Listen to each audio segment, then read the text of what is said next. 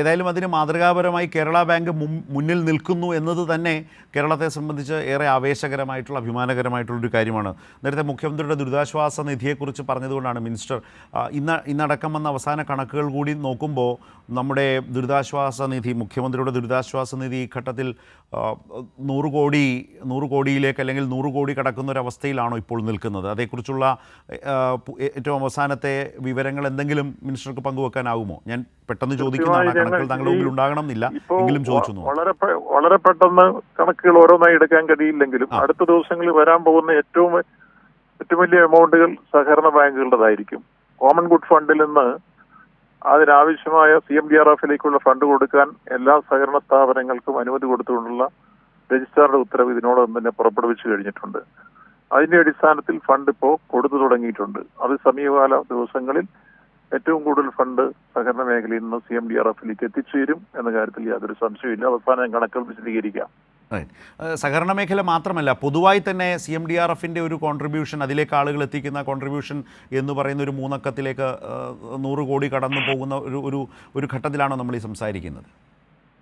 നിശ്ചയമായും പൊതുജനങ്ങളിൽ നിന്ന് നല്ല രൂപത്തിൽ ഈ കഴിഞ്ഞ ദിവസങ്ങളിൽ ബഹുജനങ്ങളുമായി പല രംഗത്ത് ഇടപെട്ടപ്പോൾ ആരോടും എന്താണ് ഇതിന് ചില വൈകിയ സന്ദേശം വന്നെന്ന് വരെ ചില വീടുകളിൽ ചോദിച്ചു. നേരത്തെ തന്നെ അന്ന് തന്നെ പറയേണ്ടതല്ലേ എന്ന രൂപത്തില് പിറ്റേ ദിവസം തന്നെ.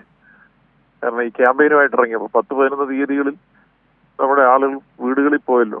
ആ സന്ദർഭത്തിൽ വീടുകളിൽ നിന്നുള്ള പ്രതികരണം അത് കൊടുക്കാൻ അവർ വളരെ കാത്തുകെട്ടിയിരിക്കുന്നു എന്ന രൂപത്തിലേക്ക്, അത്തരത്തിലാണ് പൊതുജനങ്ങൾ അതിൽ വളരെ ആവേശപൂർവ്വം നെഞ്ചേറ്റിയ CMDRF വിജയിപ്പിക്കാൻ വേണ്ടി നീക്കിക്കൊണ്ടിരിക്കുന്നത്. മിനിസ്റ്റർ, ഞാൻ ഒരു കാര്യം കൂടി, അതായത് കാര്യം നമ്മൾ സഹകരണ മേഖലയെക്കുറിച്ചും കേരള ബാങ്കിനെ കുറിച്ചൊക്കെയാണ് സംസാരിച്ചെങ്കിലും മുൻപിലേക്കൊരു സംസ്ഥാനത്തെ ഒരു മന്ത്രിയെ തന്നെ കിട്ടുന്നതുകൊണ്ടാണ്. ശ്രീരാജൻ റവന്യൂ മിനിസ്റ്റർ ഈ ചർച്ചയിലേക്ക് വയനാട്ടിൽ നിന്ന് എത്തുന്നുണ്ട്. അതിന് മുമ്പ് ഒരു കാര്യം, ഇപ്പം നമ്മൾ എല്ലാവരും കക്ഷി രാഷ്ട്രീയത്തിന് അതീതമായി എല്ലാവരും ദേശീയ ദുരന്തമായി പ്രഖ്യാപിക്കണം, ആ നിലയിലൊരു സാമ്പത്തിക പാക്കേജാണ് കേന്ദ്രത്തിൽ നിന്ന് പ്രതീക്ഷിക്കുന്നത്. പ്രധാനമന്ത്രി തന്നെ അത്തരം ചില ഉറപ്പുകൾ നൽകിയിട്ടുണ്ട്. നമ്മൾ പ്രാഥമികമായ വിവരങ്ങൾ കൊടുത്തിട്ടുണ്ട്. നാളെ വിദഗ്ധ സംഘം അവിടെ ഭൗമശാസ്ത്ര വിദഗ്ധൻ്റെ നേതൃത്വത്തിൽ തന്നെ വയനാട്ടിലെത്തി പരിശോധനകളൊക്കെ നടത്തുന്നു. പ്രാഥമിക വിവരങ്ങൾ നമ്മൾ കേന്ദ്രത്തിലേക്ക് കൈമാറിയിട്ടുണ്ട്. ചീഫ് സെക്രട്ടറി തന്നെ ദൃശ്യങ്ങളടക്കം അവതരിപ്പിച്ചുകൊണ്ടുള്ള ഒരു പ്രസൻറ്റേഷൻ പ്രധാനമന്ത്രിക്ക് മുമ്പാകെ നടത്തിയിരുന്നു.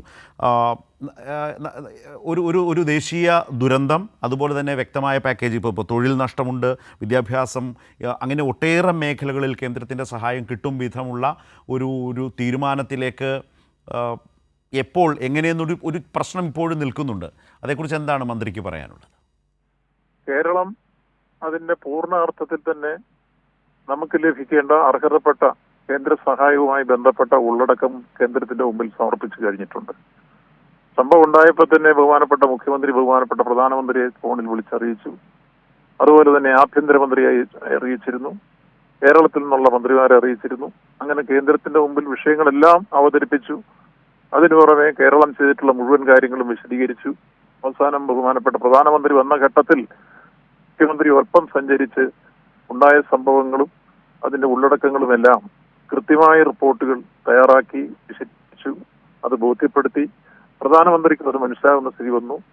അതിനു മുമ്പ് തന്നെ ക്യാബിനറ്റ് എടുത്ത സുപ്രധാനമായ തീരുമാനമായിരുന്നു ദേശീയ ദുരന്തമായി പ്രഖ്യാപിക്കണമെന്ന് പ്രധാനമന്ത്രിയോട് അഭ്യർത്ഥിച്ചത്.